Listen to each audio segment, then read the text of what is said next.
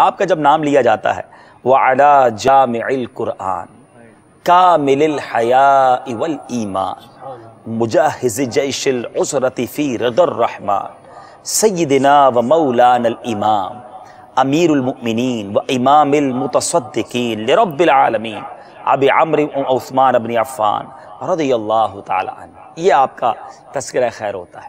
کیا آپ کو معلوم ہے کہ اس میں کیا بات کہی گئی؟ ترجمہ کیا ہے؟ آئیے سنتے ہیں۔